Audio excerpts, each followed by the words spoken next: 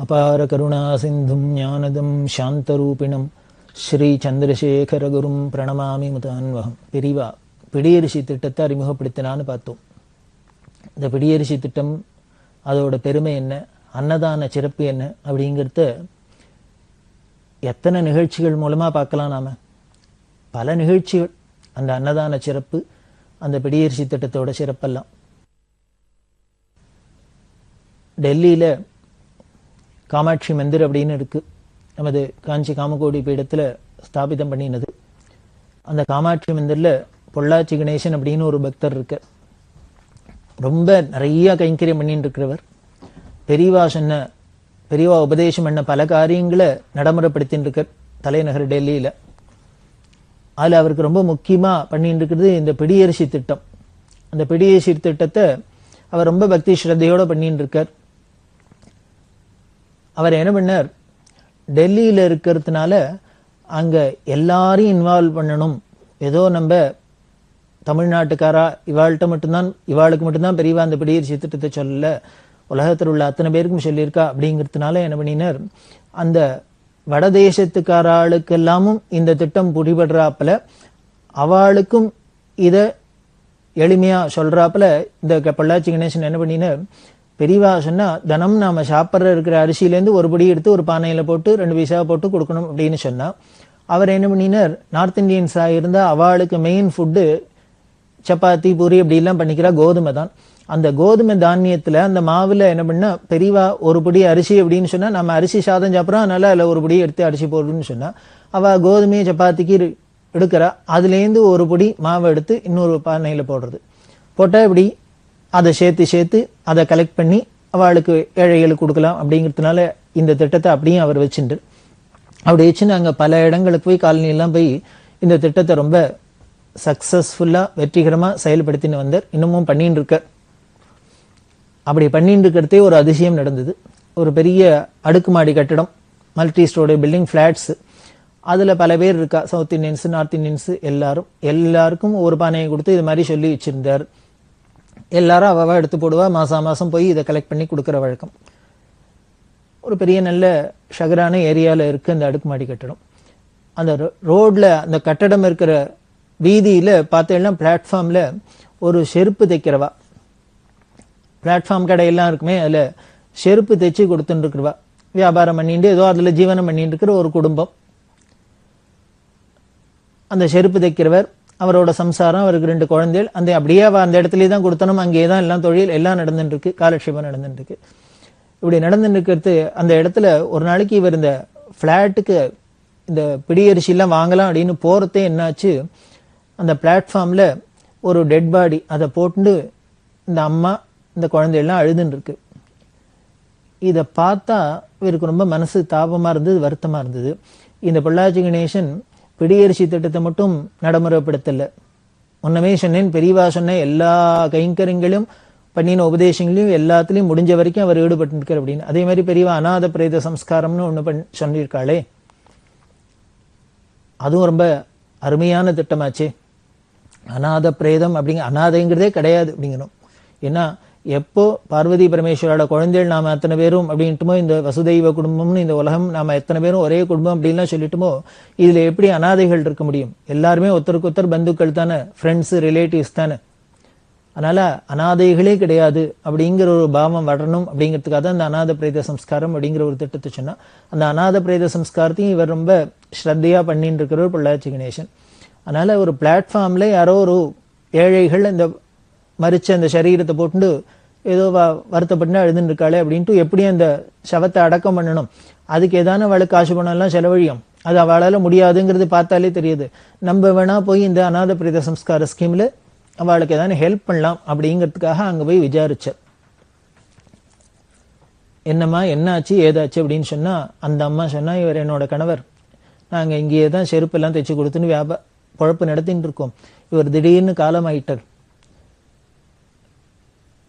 எங்களுக்கு இனிமே என்ன கதின்னு தெரியல, சாப்பாட்டுக்கு என்ன பண்ண போறோம்னு தெரியல. முதல்ல இந்த சரீரத்தை எப்படி அடக்கம் பண்றது, இதுக்கே எங்களால எடுத்துன்னு போய் ஸ்மசானத்துக்கு எடுத்துன்னு போய் அடக்கம் பண்றது கூட எங்கள்கிட்ட காசு பணம் இல்லை, என்ன பண்ணுறதுன்னு தெரியல, எழுதுன்னு இருக்கும் அப்படின்னு சொன்னா, இவர் உடனே சொன்னார், கவலைப்படாத, நான் இதுக்கு உண்டான ஏற்பாடெல்லாம் பண்றேன் அப்படின்னு சொல்லி அந்த பிரேத சம்ஸ்காரத்துக்கு அடக்கம் பண்றதுக்கு உண்டான ஏற்பாடெல்லாம் பண்ணி அதை கிரிமேஷன் கிரவுண்டுக்கு எடுத்துட்டு போய் என்ன அவ சம்பிரதாயப்படி என்னெல்லாம் பண்ணுமோ எல்லாம் பண்ணி கொடுத்துட்டு வந்தார்.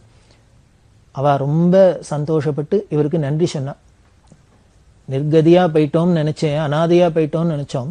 ஏன்னா எங்க குடும்ப தலைவர் அவர்தான் எங்களுக்கு சாப்பாட்டுக்கு தினம் ஏதோ எங்களுக்கு வேற ஒன்றும் தெரியாது, அவர் ஏதோ செருப்பு தைச்சு அதுல வியாபாரம் பண்ணி என்னமோ பண்ணிட்டு அதில் தான் நாங்க ஜீவனை நடத்திட்டு இருக்கோம்.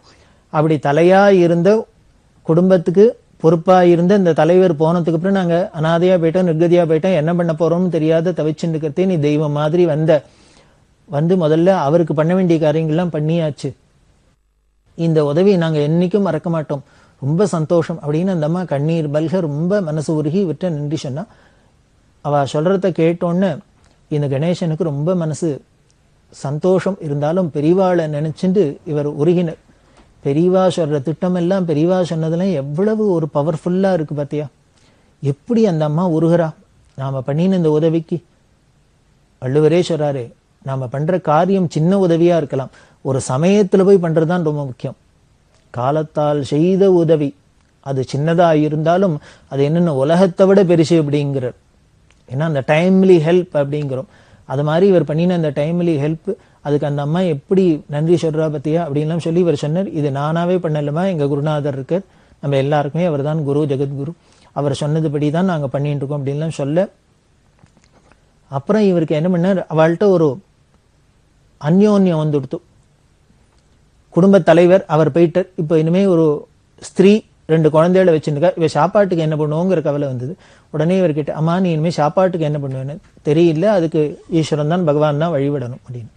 உடனே இவர் சொன்னார், கவலைப்படாத, இந்த பக்கத்தில் ஃப்ளாட் இருக்கு, நான் அங்கே போய் சொல்கிறேன், அது மாதிரி இந்த பிடி அரிசி திட்டத்தை பற்றி சொல்லி அவள்லாம் ஆட்டாலாம் கொடுப்பா, அரிசியெல்லாம் கொடுப்பா, மாதம் உனக்கு கொடுக்க சொல்கிறேன், 2 குழந்தைகள் உனக்கு வயத்துக்கு போடுறாப்புல கொடுக்க சொல்கிறேன், அதை வாங்கிக்கோ, அதில் நீ சாப்பாட்டுக்கு ஏதோ வச்சுன்னு ஜீவனம் பண்ணு, உனக்கு ஏதாவது மேற்கொண்டு செலவுக்கு வேணும்னா அங்கேயே யார்ட்டையானு சொல்கிறேன், யார் வீட்லையானு வேலைக்கு பாத்திரம் எத்தனை தேய்க்கிறதுக்கு ஆள் வேணும்னா அவள்கிட்ட சொல்கிறேன், நீ அவளுக்கு போய் ஏதானு சொல்லி கைங்கரியம் பண்ணினீன்னா அவள் ஏதானு பணம் கொடுப்பா, அதில் மற்ற செலவுக்கு பார்த்துக்கலாம் அப்படின்னு சொன்னான். அந்த அம்மா இன்னும் ரொம்ப சந்தோஷப்பட்டா, இந்த கணேசனை தெய்வமாகவே கொண்டாட ஆரம்பிச்சுட்டா. பெரியவா என்ன சொன்னா, ஏழைகள் பசியாரணுங்கிறதுக்காக தான் சொல்லியிருக்கா. எல்லாருமே ஒவ்வொரு ஆத்மாக்களுமே நமக்கு ஈஸ்வரன் தானே, பரம அத்வைதிகளுக்கு அத்வைத சித்தாந்தப்படி தேகோ தேவாலயா அப்படின்னு நம்ம இந்த சரீரமே ஆலயம் தான், அது உள்ளுக்குள்ள இருக்கிற ஆத்மாவே சாட்சாத் பகவத் ஸ்வரூபம் தானே. அதனால நாம சமைச்சு பண்றதுதான் அப்படிங்கிற பாவத்துல என்ன பண்ணார், இவாளுக்கு அது உதவியா இருக்கட்டும் அப்படிங்கிறதுக்காக இதை ஏற்பாடு பண்ணியிருந்தார். அந்த அம்மாவும் ஏதோ அக்கம் பக்கம் அவள்கிட்ட இருக்கிற இந்த வீட்டுலாம் போய் ஏதான வேலையில செஞ்சா அதுல வர சம்பளத்துல இந்த குழந்தைகளை படிக்க வச்சா.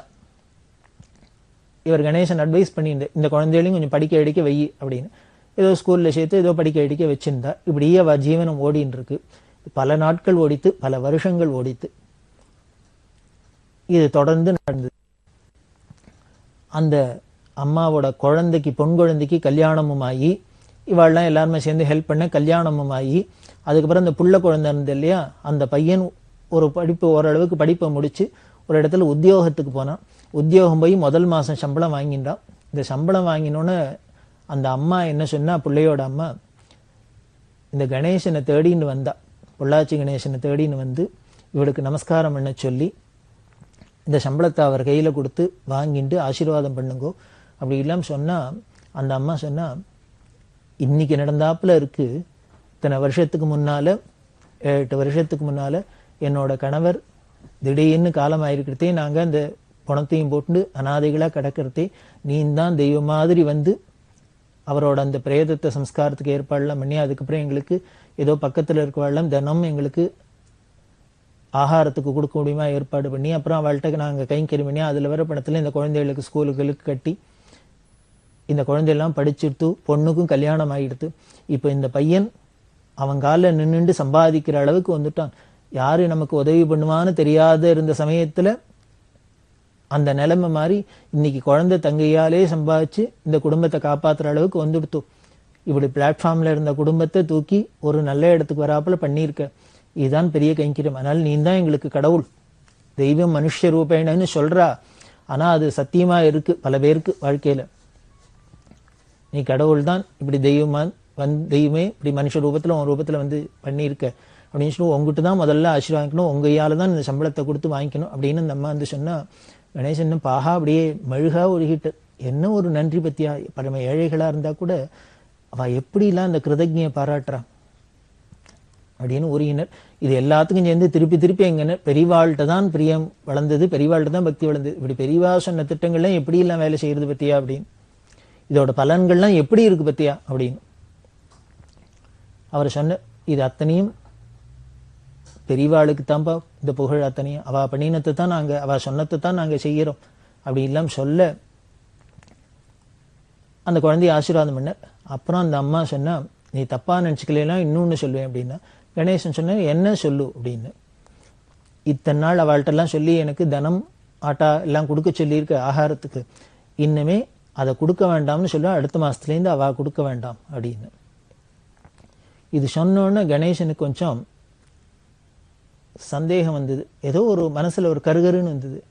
ஏன் கொடுக்க வேண்டாங்கிற, இத்தனை நாள் அதுல தானே ஜீவனம் பண்ணியிருக்கா, அவ கொடுத்து தானே சாப்பிட்டுருக்கா. இப்போ புள்ள சம்பாதிக்க ஆரம்பிச்சுட்டான், தன் சுயக்காலில் நிற்கிறோம் அப்படின்னு அடுத்த வாழ்கிட்ட யாச்சகம் வாங்குறது இதான கௌரவ குறைச்சலா இருக்கா. அத மாதிரி நினைக்கிற ஆத்மாக்களா இவாளை பார்த்தா தெரியலையே, இவாளை ஏன் இப்படி அப்படின்னு மனசுல இதெல்லாம் ஒரு க்ஷணகாலத்துல தான் ஒரு தயக்கம், ஏன் இப்படி வேண்டான்னு சொல்றா அப்படின்னு. அதுக்கு உடனே அந்த அம்மா சொன்னா, நீ மனசுல வேற ஒன்றும் தப்பா நினைச்சுக்காத, இத்தனை நாள் அவள்லாம் கொடுத்துதான் உடம்ப வளர்த்துருக்கோம் சாப்பிட்டுருக்கோம், இனிமே நம்ம புள்ள சம்பாதிக்க ஆரம்பிச்சுட்டோம், இனிமே நாம சொந்த காலில் நிற்க ஆரம்பிச்சுட்டோம், இனிமே அடுத்த வாழ்க்கை யாச்சகம் வாங்கப்படாதுன்னு நான் கௌரவ பிரச்சனையா இதை நினைச்சுன்னு சொல்றேன்னு நினைச்சுக்க வேண்டாம். நான் வேண்டான்னு சொல்றேன்னா, இப்போ ஏதோ இந்த குழந்தை சம்பாதிக்க ஆரம்பிச்சுட்டான், எங்க வயத்தை கழுவிக்கிறதுக்கு அறவயிறானும் காவயிறானும் கழுவிக்கிறதுக்கு இப்போ எங்க கையிலேயே ஏதோ அவன் சம்பாதிக்கிறதுன்னு ஆரம்பிச்சுட்டான். அதனால நான் இனிமே 8 வருஷத்துக்கு முன்னால 9 வருஷத்துக்கு முன்னால ஒரு வழியும் இல்லாத ஆகாரத்துக்கு என்ன பண்ண போறோம்னு தெரியாத நிர்கதியா நின்னாப்புல இன்னைக்கு யாரோ பல பேர் நிக்கலாம் இல்லையோ, அவளுக்கெல்லாம் அது போய் சேரட்டும்ங்கிறதுக்காக தான் இனிமே எனக்கு கொடுக்க வேண்டாம், என்ன இனிமே ஆகாரத்துக்கு இல்லாத ஏழையா இருக்கிறவாளுக்கு இது கூட இல்லாதவாளுக்கு கொடுக்கலாங்கிறதுக்காக தான் சொன்னேன் அப்படின்னு சொன்னா. கணேசன் ரொம்ப அப்படியே உருகி ஒரு ஏழையா இருந்தா கூட அவளோட மனோபாவத்தை பாருங்க, அந்த குணத்தை பாருங்க.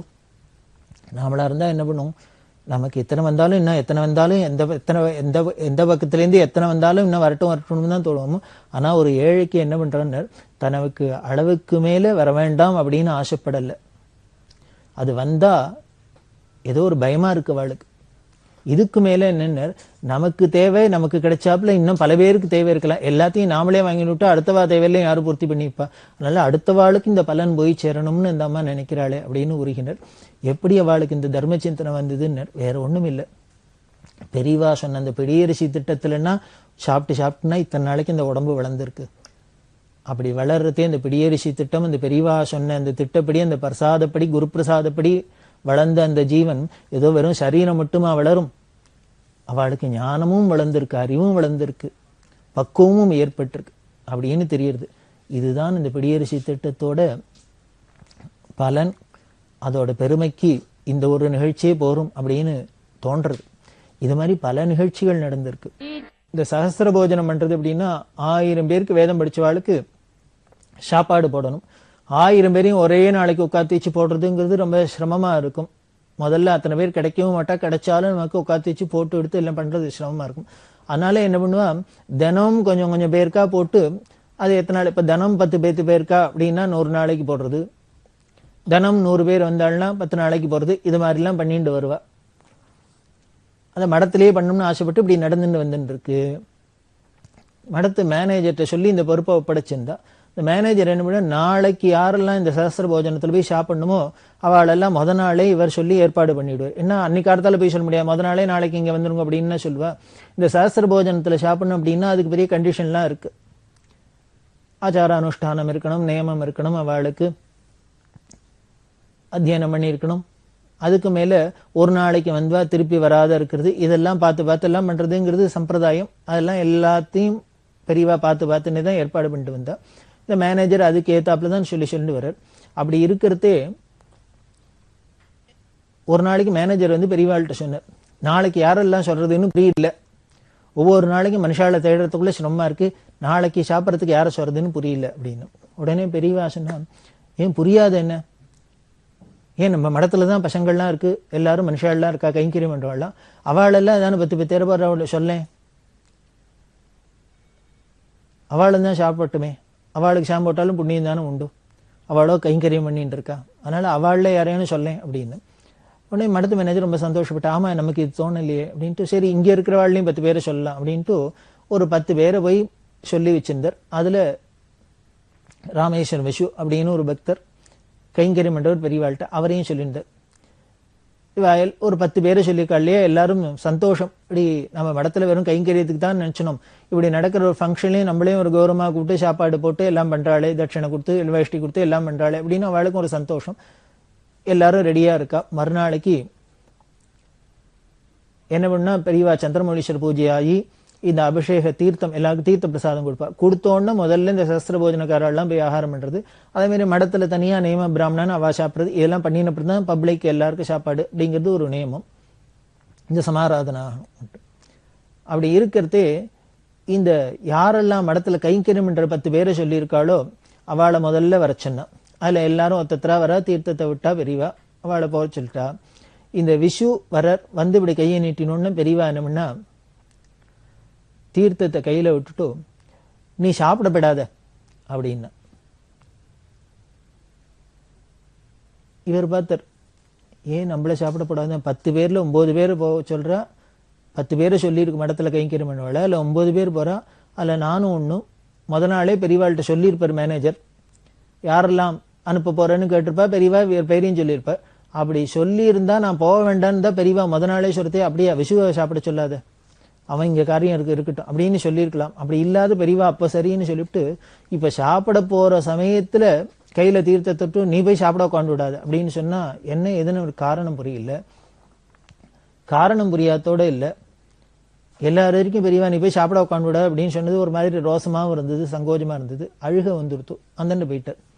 உடனே பெரியவா என்ன பண்ணா கூப்பிட்டா, இது நான் உன்னை சாப்பிட போதேன்னு தான் சொன்னேன், நீ சாப்பாட்டு கட்டுக்கு போய் எல்லாருக்கும் பரமாறிய மாதிரி தீர்த்தம் கொடுத்து எல்லாம் பரமாறி கைங்கரியம் பண்ணு அப்படின்னு விட்டா.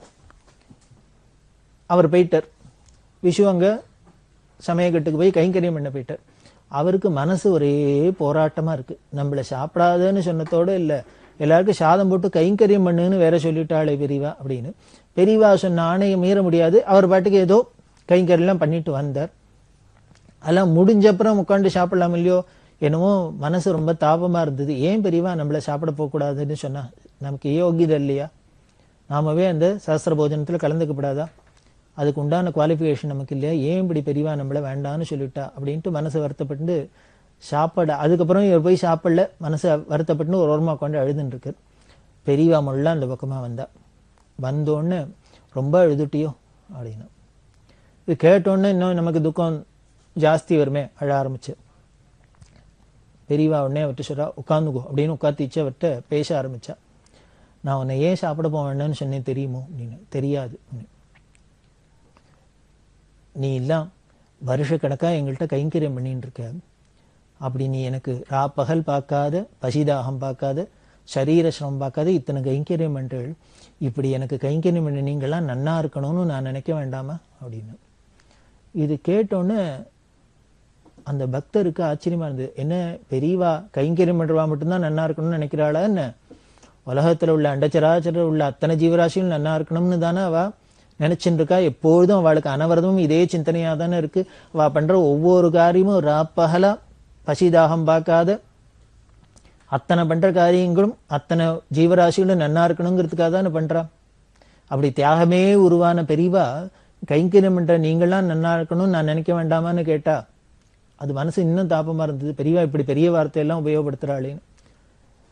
உடனே பெரியவா சொல்றா, நீங்களாம் நன்னா இருக்கணும்னு நினைக்கிறதா எனக்கு, இப்படி நீங்க கைங்கரியம் பண்ற நீங்க க்ஷேமா இருக்கணுங்கிறதான் என்னோட ஆசை. உன்னை ஏன் சாப்பிட போக வேண்டாம்னு சொன்னேன்னா, இந்த சஹஸ்ர போஜனத்துல உட்காந்து சாப்பிடணும்னா சாஸ்திரங்கள்ல சில நேதி எல்லாம் சொல்லியிருக்கு. இப்படி எல்லாம் இருக்கணும், வேத அத்தியானம் பண்ணிக்கணும், அந்த பண்ணிக்கணும், இத்த பண்ணிக்கணும், அப்படி இருக்கணும், இப்படி இருக்கணும், இதெல்லாம் பல விஷயங்கள்லாம் சொல்லியிருக்கு. நீ நல்லவன் தான், இருந்தா கூட வேற ஒண்ணு அதுல சொன்ன பெரிய பெரிய விஷயங்கள்லாம் நமக்கு குவாலிஃபிகேஷன் இல்லைன்னா கூட அட்லீஸ்ட் மினிமமா ஒரு திருக்கால சந்தியாவந்தனம் இதெல்லாமானு இருக்கிறத போய் அங்க சாப்பிட்டாக்க சாதம் போட்டவனுக்கும் பலன். அதாவது சத்பாத்திரத்துக்கு தானே கொடுக்கணும், தானம் பண்ணணும்னு சாஸ்திரமே சொல்றது. அவ ஆயிரக்கணக்கில் செலவழிச்சு அவ அன்னதானம் பண்ணணும், சாஸ்திர போஜனம் பண்ணணும் அப்படின்னா அவளுக்கும் பலன் வந்து சேரணும். அதுல நாம கலந்துக்கிற நமக்கும் அதனால பாவம் வராத இருக்கணும், பலன் வரணும். இது ரெண்டு பேருக்கும் சாதகமா இருக்கணுங்கிறதான சாஸ்திரம் நமக்கு விதிச்சிருக்கு. அதனால பார்த்தேன், நீ எல்லாம் இருக்கிறவன் தான், ஆச்சார அனுஷ்டானத்தோடு தான் இருக்கிறவன். ஆனா ஒரு நாள் கூட விடாத சந்தியாவந்தனம் ஒரு வேளை கூட விடாத தப்பாத பண்ணிட்டுமா என்னன்னு தெரியாது. ஏன்னா நீ பல சந்தர்ப்பங்கள்ல நான் ஏதோ காரியம் சொல்றேன், நீ வெளியில போக வேண்டியிருக்கு, வாசல்ல போக வேண்டியிருக்கு, அப்படி போக வேண்டியிருக்கு, இப்படி போகண்டிருக்கு. அப்ப ஏதானும் காலாகாலத்துல சந்தியாவந்தனம் பண்ண முடிஞ்சுதா, தப்பி இருக்கலாம், தப்பாத இருக்கலாம், இது மாதிரிலாம் ஏதோ நடந்திருக்கலாம். அதைத்தான் பார்த்தேன். அதனால நம்மள அறியாது நம்ம ஏதானும் ஸ்லிப் ஆயிருந்தா கூட, தப்பு நடந்திருந்தா கூட, அதனால நமக்கும் ஒரு தோஷம் வந்து பண்றவாளுக்கும் ஒரு தோஷம் வராத இருக்கட்டுமேங்கிறதுக்காக தான் அந்த ரிஸ்க் எடுத்துக்க வேண்டாம், நீ போய் சாப்பிட வேண்டாம்னு ஒன்னு சொன்னேன். அதுக்கு மேல ஏன் பரமாறுன்னு சொன்னேன் தெரியுமோ? நீ கோவில்ல தேர் இழுப்பா, ரதோத்சவம்னு பார்த்திருக்கியோ அப்படின்னு கேட்டா, அந்த ரதோத்சவத்துல யாரோ ஒருத்தர் கோடிக்கணக்கில் செலவழிச்சு தேரை பண்ணி, இன்னொருத்தர் கோடிக்கணக்கில் செலவழிச்சு உற்சவம் பண்ணி தேரை இழுத்துன்னு வருவா. ஆனா இந்த கோடிக்கணக்கில் செலவழிச்சவாளே தேரை இழுத்துன்னு வந்து நிலையிலேருந்து ஊர்ல பிரதட்சணம் பண்ணி கொண்டு வைக்க முடியாது. அதுக்கு பார்த்தேன்னா இந்த தேரை இழுக்கிறதுக்குன்னு ஊர்ல உள்ள அத்தனை ஜனங்களும் வருவா. வந்து முடிஞ்சுவா, முடியாதவா, இருக்கவா அத்தனை பேரும் வந்து வடம் பிடிச்சி இழுத்தா என்ன ஆயிடுன்னு, இத்தனை பேரும் தேரை இழுத்துன்னு வந்தாலே, இந்த வடத்தை பிடிச்சி சித்த நேரம் இழுத்துன்னு வந்தாலே அந்த தேரை செலவழிச்சு பண்ணினது, அந்த ரதோத்சவத்துக்கு செலவழிச்சது, அவளுக்கெல்லாம் என்ன புண்ணியமோ அதே புண்ணியம், அதே பங்கு பலன் இந்த வடத்தை பிடிச்சி இழுத்தவாளுக்கும் கிடைச்சிடும். அது மாதிரி யாரோ ஒரு புண்ணியம் வந்து ஆயிரக்கணக்கில் செலவழிச்சு சாஸ்திர போஜனம் பண்றார். இனிமே நீனும் நானும் ஆயிரக்கணக்கில் அந்த மாதிரி செலவழிச்சு பண்றதுக்கு முடியாது. அப்படி நடக்கிற ஒரு யஜ்யம் மாதிரி நடக்கிற இடத்துல நீனும் போய் ஒரு தீர்த்தத்தை கொடுத்து ஒரு பரமாரி அப்படி ஒத்தாசை பண்ணி அதுல ஈடுபட்டீன்னா, அப்படி ரதோத்சவத்துல வடம் பிடிச்சா எப்படி நமக்கும் புண்ணிய பலன் வருதோ அது மாதிரி இந்த சஹஸ்ர போஜன பலன் உனக்கும் வரட்டுமேங்கிறதுக்காக தான் உன்னை கைங்கரியம் பண்ணோம்னு சொன்னேன் அப்படின்னு. இப்படி பெரியவா அந்த விளக்கத்தை கொடுத்தோன்னு எக்ஸ்பிளைன் பண்ணோன்னு அந்த விஸ்வநாதன் அப்படியே கதறினர் உயினர் பெரியவா சரணத்துல விழுந்து, இப்படி ஒரு கருணை, இப்படி ஒரு கருணை, தாயிற் சிறந்த தயாவான தத்துவம் அப்படிங்கிறது பெரியவா தான். இந்த அன்னதானம் நடக்கிற இடத்துல நாம போய் இப்படி சரீர பிரயாசப்பட்டு ஒரு கைகாலாசைக்கு ஏதோ ஒரு சின்ன ஒத்தாசை பண்ணினாலும் சரி, ஒரு பெரிய ரதோத்சவத்துல வடம் பிடிச்சி இழுத்தா நமக்கு எப்படி புண்ணிய பலன் வருதோ அது மாதிரி வருது அப்படின்லாம் இந்த அன்னதான சிறப்பை சொல்லித்தான். அதுக்காக தான் பிடியரிசி திட்டம், இந்த அன்னதானம், அதெல்லாம் திருப்பி திருப்பி பெரியவா சொல்லியிருக்கா. இதை நாம மனசுல வாங்கிட்டு நாமளும் முடிஞ்ச அளவுக்கு நம்மளால நமது சனாதன மதத்துல எல்லாத்துக்கும் திருப்பி திருப்பி விருந்துன்னு அன்னதானத்தை முக்கியமா சொல்லியிருக்கிறதே இதனால்தான் அப்படின்னு சொல்லி இந்த பலனை நாமும் அடைவோம்னு சொல்லி இந்த மாதிரி நம்மளால முடிஞ்ச கைங்கரியத்தை பண்ணுவோம். இது பெரியவாளோட இந்த அருள் எப்படி எல்லாம் இன்னும் பிரவாகமா பொழிஞ்சுட்டு இருக்குங்கிறத தொடர்ந்து பார்க்கலாம்.